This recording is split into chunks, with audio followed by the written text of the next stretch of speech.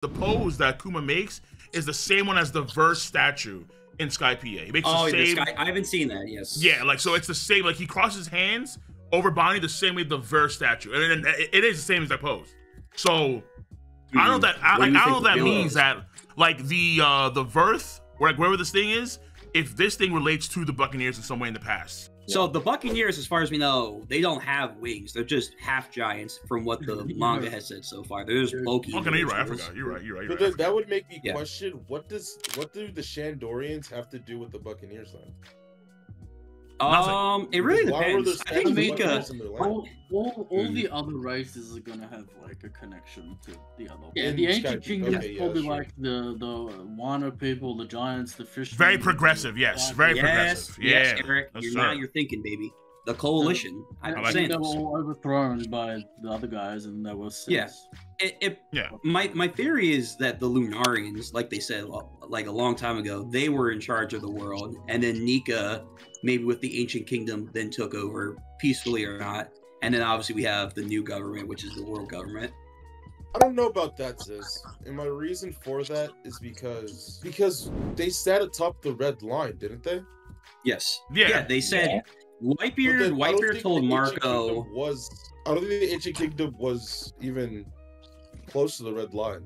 Well, the thing is that like, the thing is that like, so apparently they're the only race so far that thing is like referred to as gods. There were gods that lived on top of the red line. Whitebeard told Marco that Whitebeard. But the Three-Eyed Tribe or the other Skypieans or the Giants, they're not referred to as gods, but the Lunarians are referred to as gods. Even the ancient giants, they're just considered as beast or whatever. Yeah, pretty much. Because they have a crazy design. So that's why I say the Lunarians ruled like first, if you want to say. They were the first to rule over the world. And then maybe Nika and the D's, if you want to go that far, they changed their outlook. And then they were in charge of the world, but then obviously we know what happens after 900 years. And then they got betrayed the and ancient kingdom be the ones who were the charges? Whoever ran the ancient kingdom be the? Are you saying that the Lunarians were the ones who ran the ancient kingdom? Well, no. I said no. What I'm saying is, think of it like 3 dynasties. There was the Lunarian dynasty that ruled 1,000+ years ago until 900 years ago, where Nika and maybe even the D's, they were the ancient kingdom that dethroned them or maybe made them not in charge anymore, however you want to think about it. And then 900 to 800 years, we had that war, and then 800 years onward, we have the world government now with Emu in charge. We know that the other Skypieans, the other sky races, they were actually like as a group together, because we see that in the cover story where like they were on the moon, and then they came down from the moon to the Earth, but none of that even involves Lunarians, as far as we know. The Lunarians seem to be different, but they also have wings too. And then there's a case here that because Joy Boy has a large straw hat, probably his straw hat, in Emu's chamber, he was a Buccaneer like Kuma. Yeah. Well, so, King, if you think about it, all the Sky Islands are connected via chains of clouds. I think so too, but also, I'll say chains of clouds, maybe even let's say beanstalks too, because like remember the beanstalk idea? Yeah, but like you have. The Sky Kingdom could have been all connected at one point. I love the idea that we actually get an explanation as to what happened with the other route to Skypiea, because I feel like that's important somewhere. Right, I feel like that's important because it feels like that would connect to the beanstalk and why is there a random beanstalk in the middle of the clouds in this area, and then that ties to the story of like Jack and the Beanstalk, and that's a giant story, and then because I feel like too with the Buccaneers. The special ability, it's so interesting now because Kuma should be a vegetable, but they're going saying what is it? Kuma's able to move because of special unique power, and I wonder if it involves hockey. Like probably has to do something with will. Is it hockey or is it some spirit? Wait, Cole, we've been talking about this. I think it's will. The 4th hidden ability. Could it be some spirit soul shit? Well, soul is weird. You have to ask this though. I think it's just bad writing as of right now. If you give an ability to Kuma, wait, what? It's just bad writing. How? Wait, how's it bad writing? We haven't got to it yet. Not yet. The power of love brought his. That's what they're theorizing is making Kuma fight on, but his actual ability to do so, we have no idea if it's Minnie. That's just a hypothesis for Vegapunk. Well, if you do that, if you give an ability to the Buccaneers to explain for why he's able to end up being first now, you take a little bit of gas away from like the parental like drive to get him back his daughter. So I feel like that would like don't want to give gas to like remove the reason for how Kuma got his ass back to Egghead. Vegapunk knows. He's just like, yeah, it's basically love to some. Is that if you're romantic, yes. If you want to dumb it down, it's love. That's what I think he's trying to get at. Because he knows the actual answer is like, well, if you want to be romantic about it. Yeah. I'm pretty but at the same time too, because at the same time, I think did see this a little bit, maybe a little bit with Senor Pink and his wife. Where like he wears the baby outfit and then she's able to smile even though she's like kind of lost her mind. Is this soul? It could be the soul stuff too. So like, I'm wondering if there is a race of people that can actually innately control their soul or haki, because of just their body, their physique. Buccaneers are like descendants of Nico, or whatever. We're about to see Mahito in One Piece, like, with will or dreams or something like that. Yeah. Wait, hold on. But so is that why? Let's say. Wait, so is that why that in his muscle form he looks like a Buccaneer, Luffy in a way? Maybe. Yeah, maybe. Is D-Clan not a genetic thing? No, Saba with the D. Like, everyone's like, oh, hey, don't you want to have a D in your name as well? I think that Luffy and Ace were talking about it, and then their flashback. It's probably some like descendants of like Joy's Boy's crew or something. It's gonna be something dumb like that. Probably. Yeah. So it could be a bit of both. Where we have, I like I said for a while, I think there was a coalition of races, maybe all the special races that followed Nika. And the first to ever join them were like the heads of their clans. Let's say like the Giant King or whatever. They all joined under Nika. They dethroned the Lunarians, because I do believe that. And then they called themselves the D-Clan. All those that, helped Nika out, in charge of them. And then through generations of their family passing on their D-Clan member. I don't Sounds familiar. I don't know if the Lunarians are what you think they are, but that definitely does sound like a Bible reference with the 12 disciples, like literally verbatim. Yes, thank you. That's exactly what's probably going to happen. That's what I was going for. And then the Marshall family's Judas. Yeah, either that or like Marshall and Ross. Like, it could be exactly. Emu, probably the Neuronum. Because I had a similar theory where this could tie to the Bible, because I was counting the number of like those little divots, those little indentations in the wall that Emu had in that cold storage room, and I was trying to figure out if there's actually like a number connected there. There are 7 of them right now, but there could be more, honestly. Yeah. So I'm wondering if let's say every clan had like a leader at some point. So you have, let's say, one divot is for the mermaids and merfolk. So like that belonged to like the first Poseidon. Yes. Let's say one belonged, let's say like the old Lunarian king, and then one belonged to the Buccaneer king was Joy Boy, something of that sort. And then they were all they were all disciples of the Nika, the sun god. Yes, you know? Exactly. Yeah, exactly. Because there you go. Because right now it's not clear if Joy Boy is Nika. In this chapter, Saturn says that he awakened the power of that ancient god. Is Nika called is Joy Boy called a god? Yeah, sun god. Maybe. No, Nika is Joy Boy.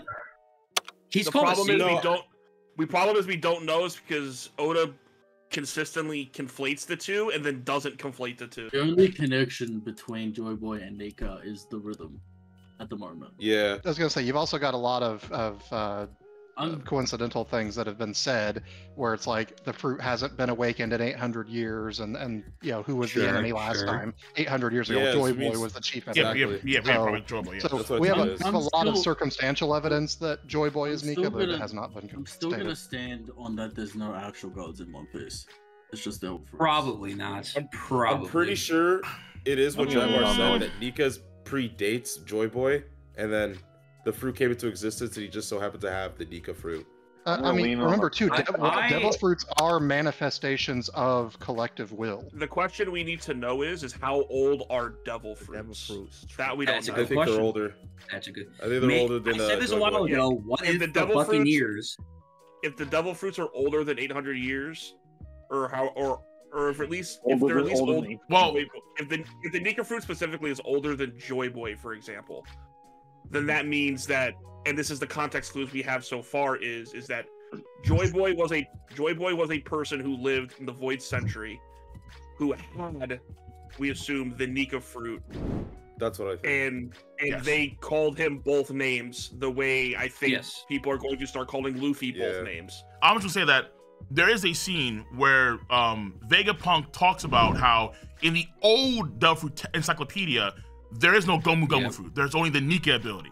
So, but then that got changed over the course of time to the Gomu Gomu power. So they had a list of powers even back then, and that's what I think that they could actually make them back then in earnest, where they could take that, let's say, mental will, and actually make fruits with that. But they can't do that now because they're lacking whatever, like they're lacking something. They don't have that same sauce, that same energy, whatever you want to call it. Let's say the fruits are the exact same fruits from hundreds of years ago.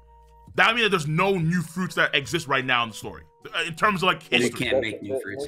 Yes. Maybe, I've said this for a while, Cole, maybe the Buccaneers helped made the Devil Fruits in the first place. And that's what we're seeing with Kuma right now, why he can get back up. I think it's the, like, what is it? You have the Kozuki clan makes the poneglyphs. You have the three-eyed tribe that can read the poneglyphs. You have the Buccaneers that potentially made the Devil Fruits, potentially along with the Skypiea and Shonins and Brickens too, that also probably have the technology to make the ancient weapons.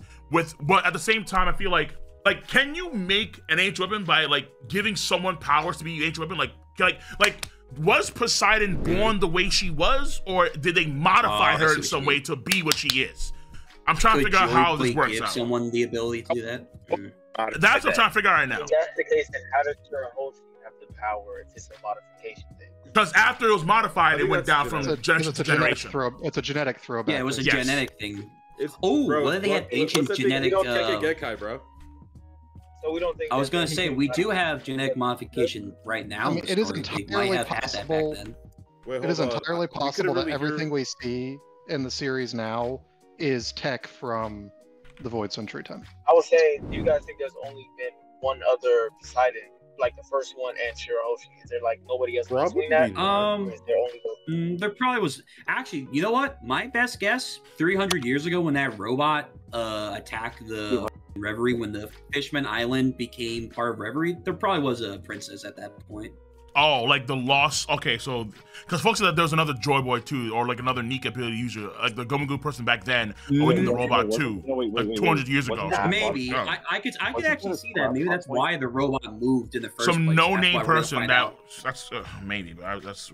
Wasn't that a scrap plot point for Film Red that like Luffy was gonna see some like ancient user of like so there was a plot point for Film Red where he was gonna go back in time and talk to a kid that I think was implied to be Joy Boy or something like that. I don't know how that would work out.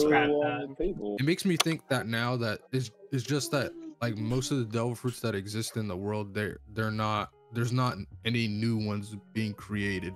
That's what I think. No one knows how. Yeah, how come asking yourself? We don't know that. It just depends. Someone needs a new idea.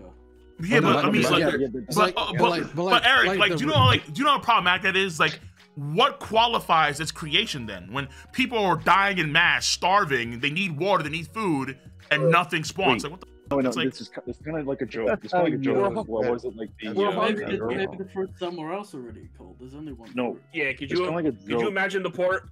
There was a joke. There's a joke from like a patent clerk, like around like early 1900, where like they said like everything that's already been basically invented. So I feel like my job is superfluous or it has no point because there's nothing else to patent. There's no new inventions.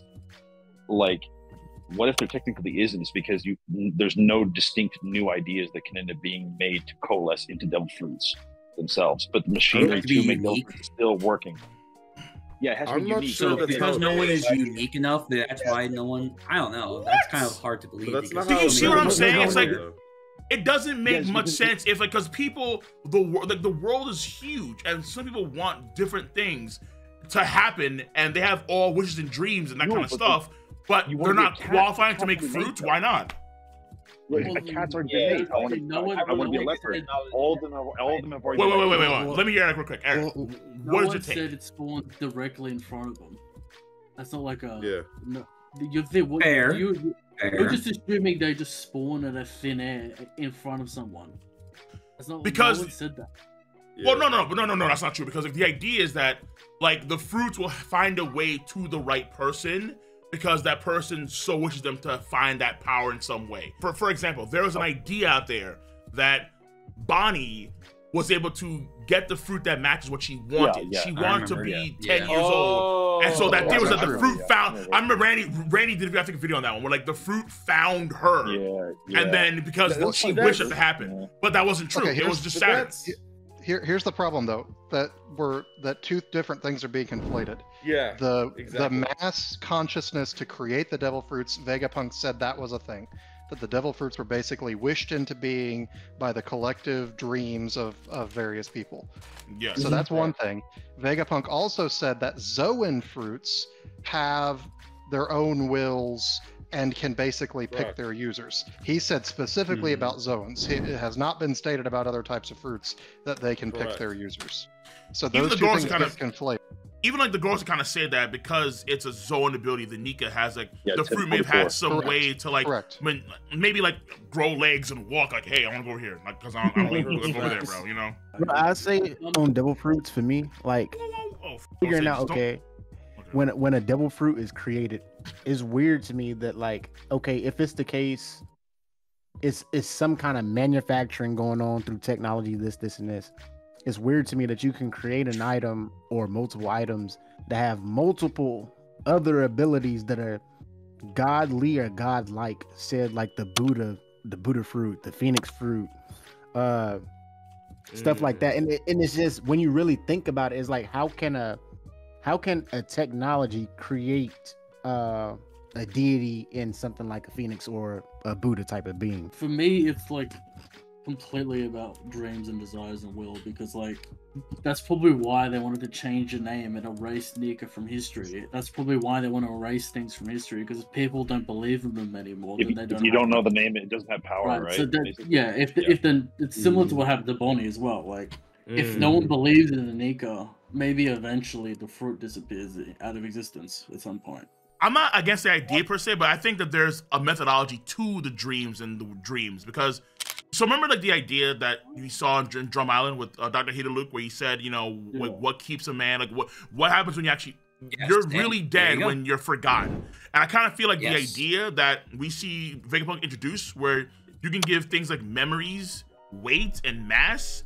I kind of feel like this is in conjunction with the idea that you can have dreams and wishes, but you can also harness them in certain ways, like actually actualize them, make it tangible, and then make them tangible in some way, and then that's what's really happening. So like, for example, like I don't know if it's, let's say, the case with the D-Clan members where each one is getting the inherited will, and like the actual will itself has substance, has actual weight to it, and that's being transferred from person to person to person, or it affects the people in some way. That's what I think the Eternal Flame was. It was harnessing the will of the people and the dreams of the people in some way. Yeah, it could be that it could be that the D-Clan are like the type of people who naturally just have that drive to bring like whatever they desire to happen, and that it also attracts other people, and it's like a domino effect. So like, because the outside to me, it's like, so like whether it's the D-Clan's will being, you know, passed on from generation to generation, whether it's creating devil fruits, whether it's like whatever is going on with the world itself at large, I think a lot of these things can be possible if you just think about Vegapunk's actual dream of infinite power. If you have infinite energy, you can do all these things. That includes the dreams and free will having so much actual tangible substance to it, because you have infinite power essentially at one point in time in the world. The question is, how did that happen? And then we can kind of go from there, honestly. And how did they lose it? That's been my, you know, that's right. And how they lose it, exactly. Like how they lose it, like, you know, like what happened, like, you know. That's gonna be honestly the hardest thing in the Void Century flashback that I think we're gonna be getting is that how did they lose all their technology? Like that's gonna be the theming. That's gonna be the theming. It's just gonna be like free will versus like control. So do you think, because I kind of feel like, and maybe I'm capping here, but I kind of feel like if free will is a thing, is it possible like you can act like an actual physical or energy thing? Could you then, let's say, remove or insert free will? So let's say Luffy with his drums liberation, he can give things free will. So that's why the robot came back to life, because he gave it free will. That's why Kuma, let's say, is coming to the island because of, let's say, some free will. Even though he should be a vegetable, it's Luffy's existence is like passive giving things free will. And then on the opposite side, the Gorosei, let's say, could remove or stifle free will. That's why Sanji and Frankie and Vegapunk and Alice, they couldn't move because they were getting their free will removed or shut down directly. Yeah, Cole, do you think it's a Luffy thing, or it's because of the Nika stuff that Luffy's giving free will? Oh, maybe one and the same. Because I think that Mihawk said that he has the power to attract people to him, but you could also argue that Luffy has that natural sort of, he has a natural charisma as a person to seek his dreams and so on and so forth. Fair enough, fine. Yeah. But I feel like his drum's liberation with this heartbeat, I think, take it a step further, where it's like this means something of actual substance, where this certain rhythm is doing something to things and people around him that he himself is unaware of right now, because he's a sun god. He doesn't know what the hell he's really doing at this point in time. Half his power scheme, he has no idea what he's no idea what he can do, like literally. So why not? Like I'm just wondering, like, could it be like a D-Clan thing? Because like other D-Clan members have that kind of attribute, because Roger did it as well, where he does attract people around him. And like you see that kind of trait with other D-Clan members, members other than Luffy. I don't think it has to be like a genetic willpower thing. We're talking about two different things. I think the Nika's drums of liberation, because we actually know people can hear it, like they can hear the drums. True. So that separate ability might give people will, but I don't know if like a normal person without the Nika fruit can just give people will.